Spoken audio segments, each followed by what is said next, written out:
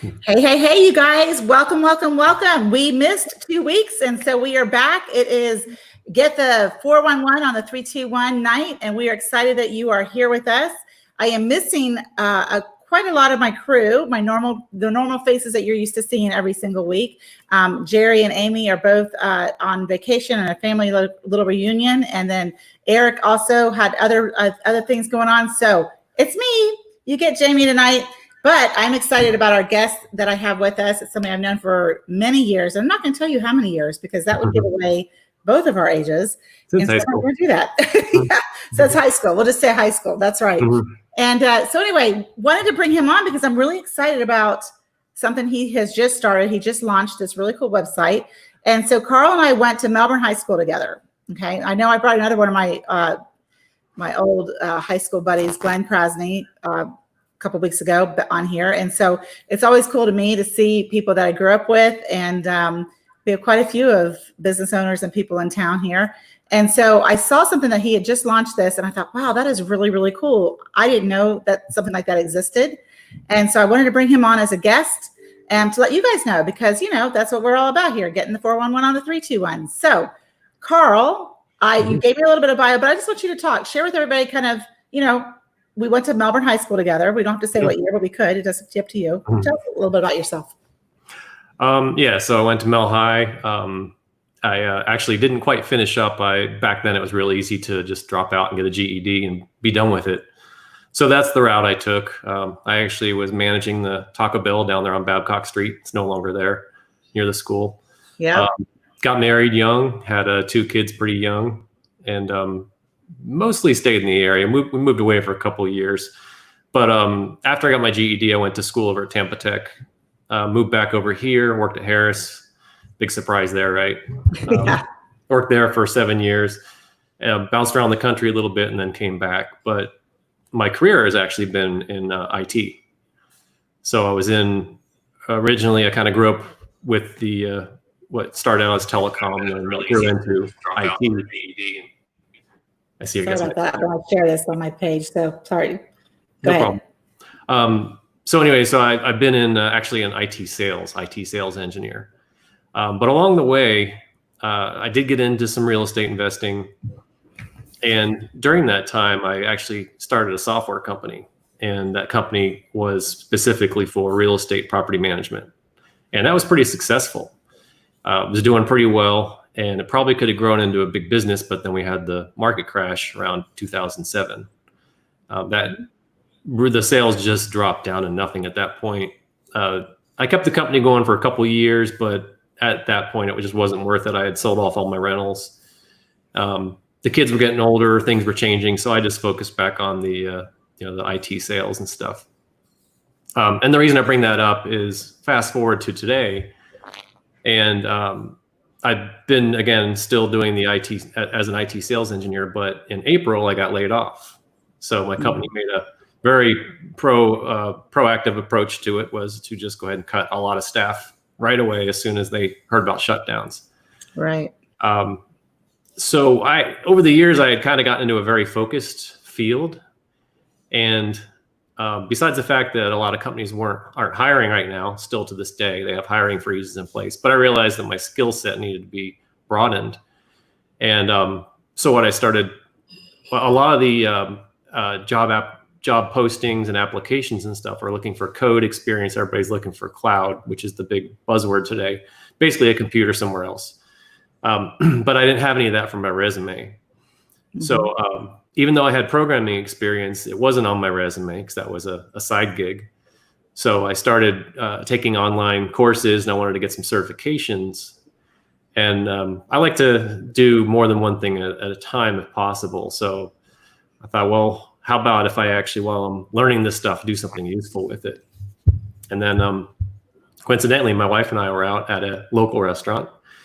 And this is right after they opened back up. And we're sitting there, and of course, money is something we have to kind of watch carefully right now. Sure. And we ordered our food, and just before our food came, we looked down, and there's a card there with all the specials. And there were some really good specials. I mean, we could have basically spent half as much and gotten, try something new, try some appetizers or whatever. But anyways, it was just like, this happens all the time. We go to restaurants, and I'm not going to knock any servers of the restaurant. That's a great local restaurant, but they don't mention the specials that are available unless you ask often. And I just thought, what, that would be neat to just have a place where you can go and see what's on special today. So we started Googling around and couldn't find it, which is what you just mentioned, which was kind of interesting, that it just didn't exist. So I thought, well, here's a perfect opportunity. I'm brushing up on my web skills. So let's create a site specifically around today's specials. And some of the philosophies I brought into it were, it's local specials. That's all it is. We don't need another online menu. We don't need another bunch of online pictures. We don't need forums or feedback or places where people can criticize. There's plenty of that. You got Facebook and all the other sites where every little thing just turns into a big internet fight. Right. So this site is very simple. If you look at when Google started, one of their philosophies was, when you go to the main page, it's nothing but a little search bar. Of course, they changed the Google text and stuff to go along with seasons and things, but they kept a very simple approach. So that's what we wanted. We wanted something that just, you go to the main page. If you've been to it before, you would have already saved your local county, so it knows where you are. And it just gives you a listing of what the local restaurants and bars have on special today. So we put a little. Oh, go ahead. It looks like you're gonna. No. Go ahead. I don't want to. Go ahead. I told you I used to be in sales. I can start talking and just go for hours. No. I just think it's fantastic. I love the premise of just being able to find the information in one spot, because we all have like our favorite restaurant, but sometimes it's nice to know, like you said, especially today with the budgeting of everybody. I mean, whether you're directly affected with your job or not, it's affected. This whole thing has affected everybody. So to be able to go to one place to actually see the specials, and there might be a new restaurant that you might want to try because they have this really good special going on, right? You can go there, try it out, check it out, but you don't have. I love the fact that there's not like negative stuff, negative, like where you're going to gripe and complain because the door wasn't open for you or whatever it is, whatever. I like that you can just kind of read the specials, get the 411 on it, and then go wherever you want to go. That's actually really great. Yeah, and I don't trust a lot of the rating sites either. You being in real estate, so I mentioned before when we were talking that my wife's been in real estate. We signed up with one of those big companies that market years ago. And again, I'm not going to bash names here, but it's one of the big real estate sites on the web. And it's interesting, when you pay them, you have control over your feedback. If you don't pay them, you don't. And there's a lot of sites like that out there where the feedback and the ratings, you have to basically buy into it. And that's not fair. We wanted to give local businesses an equal shot. If you think about it, if you want to go out and find specials, first you got to think of the restaurants you want to go to. So you might miss a few local ones. You got to go to you might go to their website. The specials usually aren't there. You go to their Facebook page, you bounce around, but that's very time consuming. So again, it's a one-stop place to go.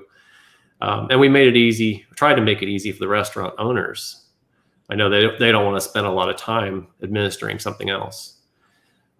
So it's a way to give the local restaurants a little hand over the big chains. It's really driven towards local restaurants, towards small restaurant owners and such. So so you have a local restaurant. How do they find out about this? How do they get their specials on your site? So you've got the site address up there. It's Chow Deals with a Z. They just go to the site. When they go to it, well, first of all, from a customer's perspective, you'll go to the main page.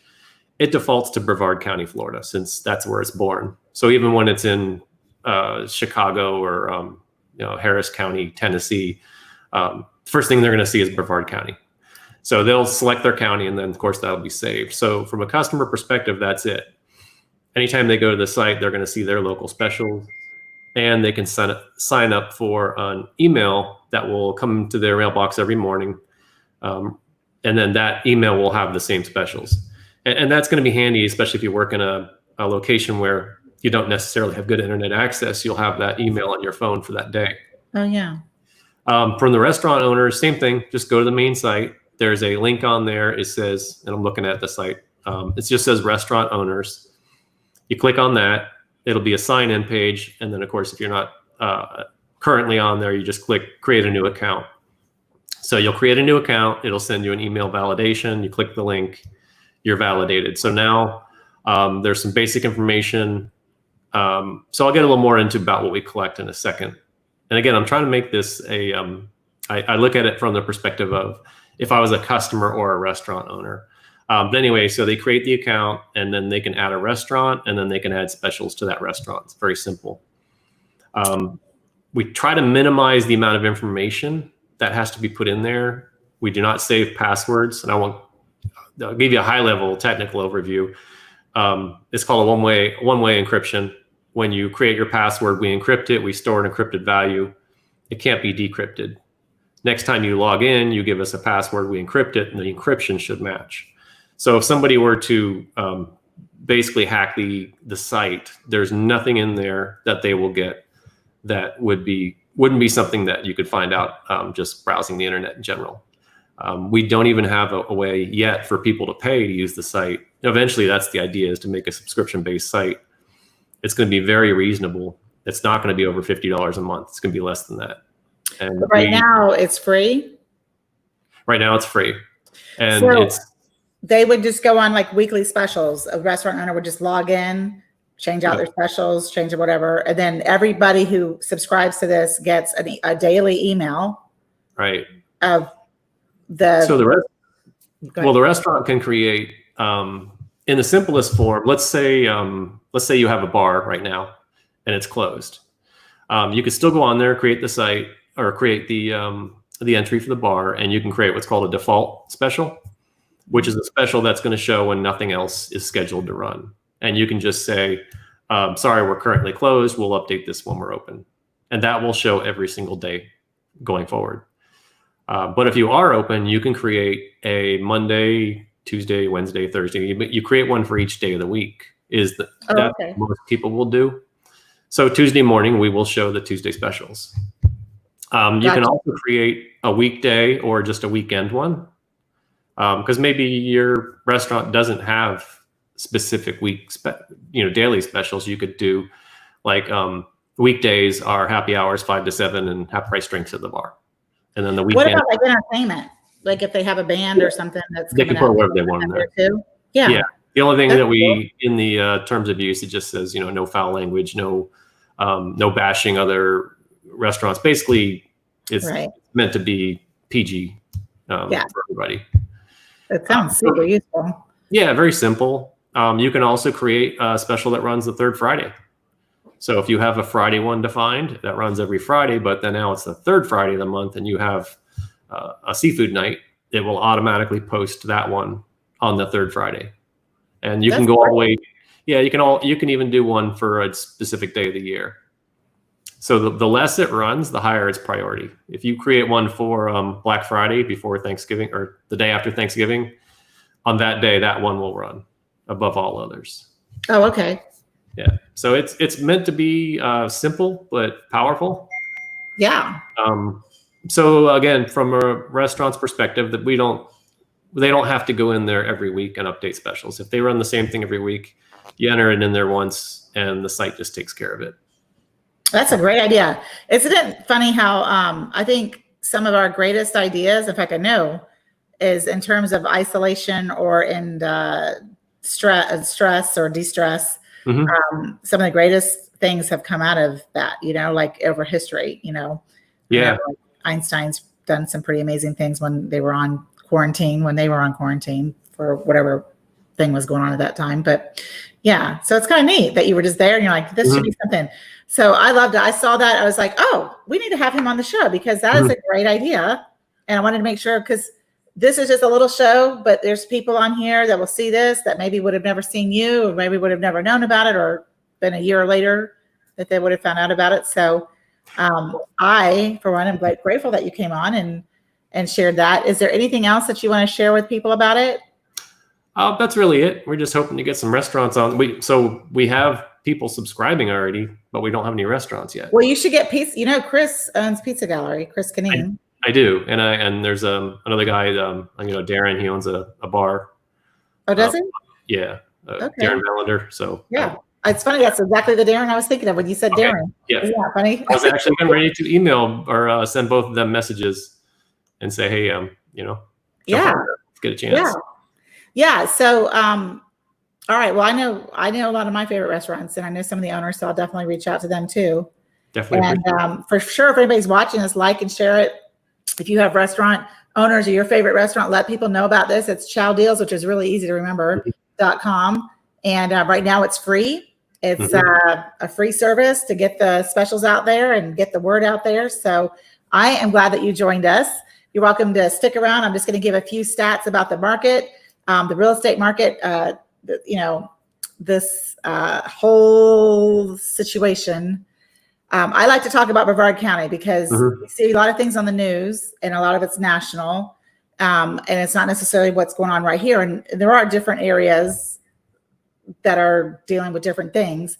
We're all dealing with the COVID thing, of course, but I like to just give you guys a little bit of an update on what's going on here in Brevard County in terms of property sales, in terms of, we've been talking a lot about the mortgages and how every single week they've had increases on people applying for mortgages. And I was recently, somebody recently shared with me that Susie Orman, which a lot of us know as a big financial guru in our country, had Sunday night made a statement. And I'm not going to go into a whole bunch of it, but I'll pull out a few parts of it. And, Susie, I followed Susie for years, and she is very wise in financial things. But she made a few statements in terms of real estate that made me think maybe real estate is not her number one thing. And so I wanted to clarify a few things because I think Susie's great. And I think maybe this is going on in some other areas of the country, but I wanted to talk specifically about Brevard County because I specifically know those numbers. And so there's the basic thing of supply and demand. That's like the basics of economics, supply and demand. And here in Brevard County, specifically, our supply is at an all-time low. I don't know if it's an all-time low, but it's definitely a low from my numbers of the last 2 years. It is the lowest it's been in 2 years. So we actually have like an inventory level, a monthly level of 2.31, which means if we never got another listing in 2 months, 2.31 months, we would have nothing else to sell in the entire county. It is at the lowest it's been in the last 2 years. And just to compare that from a year ago, June, a year ago in 2019, we were at 3.06. And both of those numbers is a seller's market. And just in general terms, just for anybody who's watching, the kind of midpoint where it flips from a seller's market to a buyer's market is like 6.0. Like 6 months inventory level. That's kind of like the buffer that it starts to flip around. And when you get to 7 months, it's now a buyer's market. That's how much inventory you have. So we are like critically low in inventory. And when we've been talking to everybody about all of the applicants for mortgages, people wanting to buy and buy and buy, well, now it's really showing up because now we have multiple offers on homes, not just a house that. A lot of people think that in a market like this, with people with unemployment, that the sellers can they're going to have to lower the prices because people don't have jobs and they're not going to be able to buy it. But actually, that's not the situation here at all. Sellers aren't having to lower their prices. They're having multiple people fight over their houses and multiple offers coming in. And so the supply is really low. The demand is really high. And you couple that with mortgage interest rates, super duper low. Your buying power is very, very strong right now. So in general, your situation, everybody's situation is different, right? You might be one of these people that is unemployed, lost your job to no fault of your own, just because of this COVID thing and in this situation. And so for you, it might be a situation where, we have, she talked a little bit about forbearance. She talked a little bit about unemployment running out July 31st from the government and how that's going to create this big thing. And, it might, nobody has a crystal ball, right? Nobody has a crystal ball, but she did make a comparison to this market being like the 2007, 2008 market. And it is 100% opposite of that market. In that market, we had a giant surplus of supply, like tremendous surplus of supply. And people's equity in their homes was at an all-time low because they were pulling the equity out and doing things to their house or buying another house, things like that. Today's market, and I've shared these stats, I don't have them right in front of me, but our equity in our homes today is much higher than it was, way higher. Like, I wish I had the number right in front of my head. I don't want to say a number that's not correct, so I won't. But people have equity in their homes. So foreclosures, short sales, these are all words that have flown around or whatever, you know, to be foreclosed on, you know, if you have equity in your home and the value of the home is in high demand, right? I mean, the supply of the homes is low, demand is high. Chances are you're going to be able to sell your house for more than what you paid for it, or for at least to break even. You see what I'm saying? So it's like, everybody's situation is different. There's no crystal ball. I don't know how, you know, everybody's individual things, but I will say this. I do have one example. I had recently posted a thing out on my Facebook that said, hey, if somebody were to knock on your door tomorrow and offer to buy your house, would you sell it?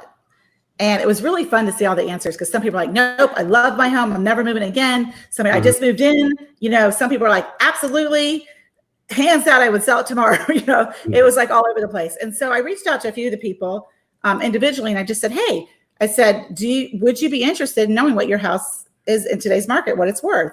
And so, you know, several of them were like, yeah, absolutely. So I just did this yesterday, so that's why it's fresh on my mind. So this one person, I did a market analysis for her, and she had bought the house in 2014 for like $333,000, something like that. And so when I did the CMA on it, I was like, wow, this is pretty awesome. And I called her back and I said, hey, I said, what do you think your house is worth? You know, like today, like, what do you think it's worth? Before I gave her the answer. And she said, I don't know, maybe like 430,000. So like 100,000 increase since 2014. And I said, well, I'm going to tell you that there's a range, of course, and you know, depending on things, but the range based on what's sold recently in the last 3 to 4 months, this is how the value came up. It was actually valued at like 560 to 630, 560,000. So it was like easily another 100,000 more than she thought, 150,000 more than she thought. And so I just put that out there for you, for those of you watching. If you are curious to know what your house, the market value of your house is today, reach out. You know, you can personally message me. You can post on wherever you're watching this, DM me, whatever you want. Happy to do a CMA for you and let you know what it's worth, because I think you might be pleasantly surprised. So even in a market like this, where people are watching the news and getting depressed out of their mind, the numbers are different. I'm just sharing with you that the numbers here in Brevard County, I just gave you the real numbers of what actually is happening. So yeah, that's all I wanted to share with you on that. I'm probably doing a little bit more on that on my my business page. But anyway, so you have any thoughts about that, Carl, since you stayed on? Well, you know, I used to invest in real estate, and I've kept my toes in it a little bit. So yeah, I agree with what you're saying. I do think that a lot of that is specific to our area, though. Yeah. I don't think other parts of the country are nearly as strong as Florida in general. I agree with you. And that's why it's important to, like, you know, you watch the national and just know it's not an equal blanket across the whole country. It's different. Well, you know, we just a couple of years ago, we were talking about, hey, we're about to be the 3rd largest state. You know, New York was losing residents. We were gaining. If you look at the population, it's not even close now. We're like 4 million people more than New York. Mm-hmm. So we not only flip positions, we're growing at a huge rate. And huge. Brevard County is definitely a special location. We've got so many industries moving into here right now. Yep. Lots of jobs. I mean, how many launches do we have every week? Every week is a different launch. I mean, another launch going on in the space industry and everything. So we are very fortunate here. And that's what this program is all about. It's, you know, here Brevard County, the 321, that's our area code, in case anybody's wondering what that is. Didn't used to be, though. Mm-hmm. I know we've lived through lots of area codes, two area codes that I can think of. But anyway, well, Carl, thank you so much. I'm going to wrap this up. We're going to finish this. So make sure you guys reach out. I think I did a comma instead of a period. I just now noticed that. Sorry about that. Yeah, I think most people figure that out though. .childdeals.com. Check out if you want to see a restaurant on there. Contact them. Let them know about this. Share this with anybody. And thanks so much for joining us. I know it was a short notice for you. And I was just like, hey, you want to get on? Because this is a really cool thing. So Definitely. Appreciate you coming out. And we'll see you next week. Next week, we already have the lineup. You might want to check back. It's going to be a community outreach program and some really great people to our guest speakers. So make sure you check that out too. So we will see you guys later. Thanks. Thanks a lot. Bye-bye.